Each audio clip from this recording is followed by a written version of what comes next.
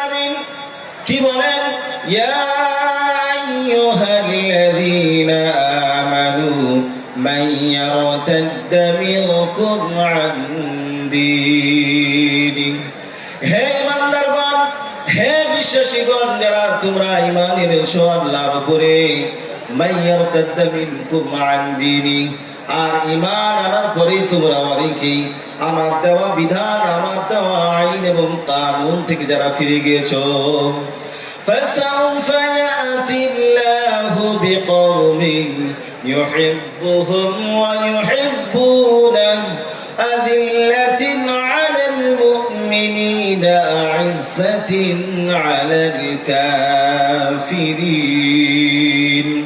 আল্লাহ পাক বলেন, তোমাদের মধ্যে থেকে এমন একটি কওমকে করব, এমন একটি জাতিকে আমি তৈরি করব, তাদের এক নম্বরের গুণ হলো তারা আল্লাহকে ভালোবাসবে, আর আল্লাহ রাব্বুল আলামিন তাদেরকে ভালোবাসবেন। জোরে বলুন সুবহানাল্লাহ।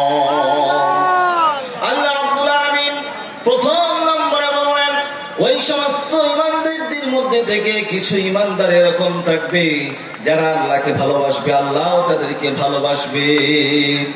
দ্বিতীয় নম্বরের গুণ সম্পর্কে আল্লাহ কি বলেন, আযিল্লাতিন আলাল মুমিনিনা ইজ্জাতিন আলাল কাফিরিন।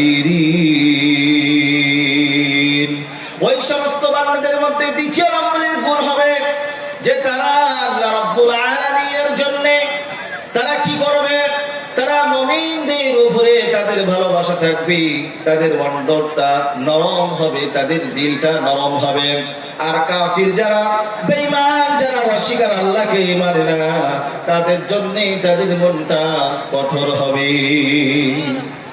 তাহলে পরে আমরা এখান থেকে কি বুঝতে পারলাম, যে আল্লাহ রাব্বুল আলামিন তাদের বিষয়ে বললেন তারা এমন ধরনের হবে যে তাদের মনটা মুমিনদের জন্য নরম হবে।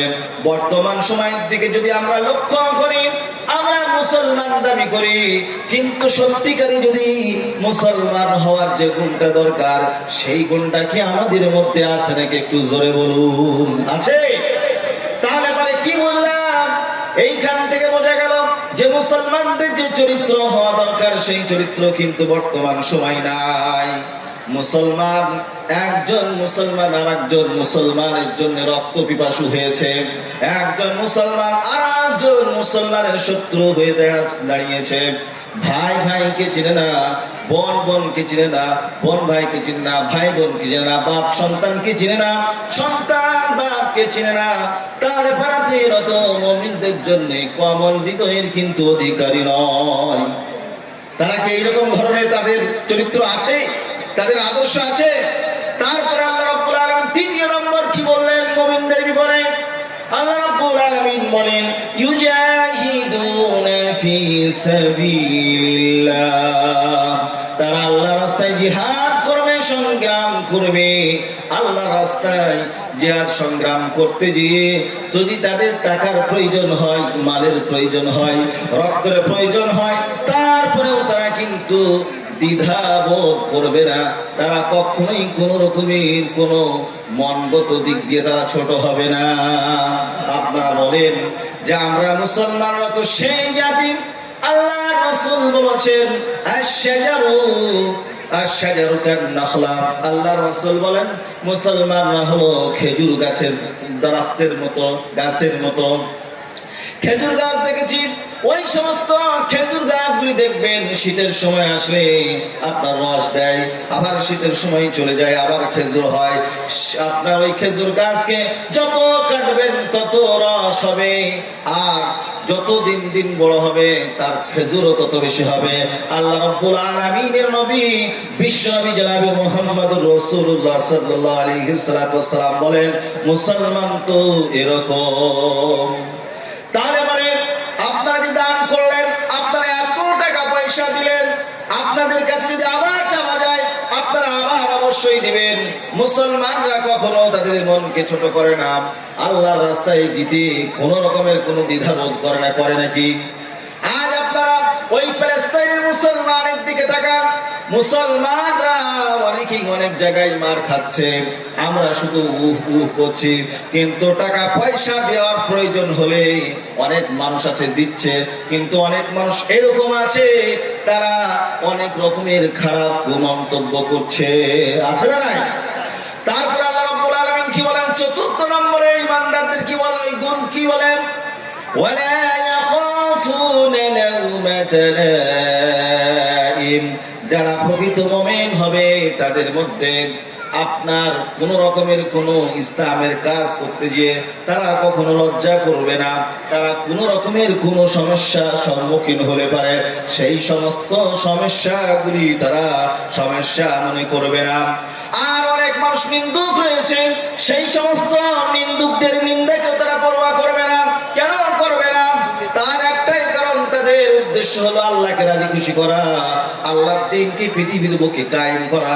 এই জন্য তারা পৃথিবীর কোন সমালোচকের সমালোচনাকে তারা কখনো পরোয়া করবে না। তারপর আল্লাহ রাব্বুল আলামিন এই চারটি মেসেজ দেওয়ার পর আল্লাহ রাব্বুল আলামিন কি বলেন?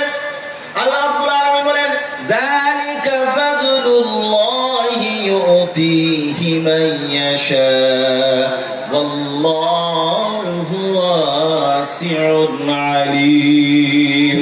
এই সমস্ত গুণের যারা অধিকারী হবে, আমি আল্লাহ রাব্বুল আলামিন ওই সমস্ত ব্যক্তিদেরকে আমার রহমত এবং আমার দয়া এবং আমার মায়া দিয়ে, আমার করুণা দিয়ে তাদেরকে পরিপূর্ণ করে দেব। সুবহানাল্লাহ।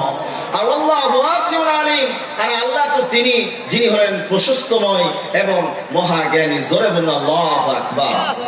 তাহলে পরে আমরা যদি এই চারটি গুণ যদি আমরা আনতে পারি, আপনার আমার জন্য দুনিয়ার জীবনও কামিয়াব এবং পরকালের জীবনও কামিয়াব। এই জন্য আপনাকে আমাকে সকলকে এই চারটি গুণের অধিকারী হতে হবে। আমরা হব ইনশাআল্লাহ।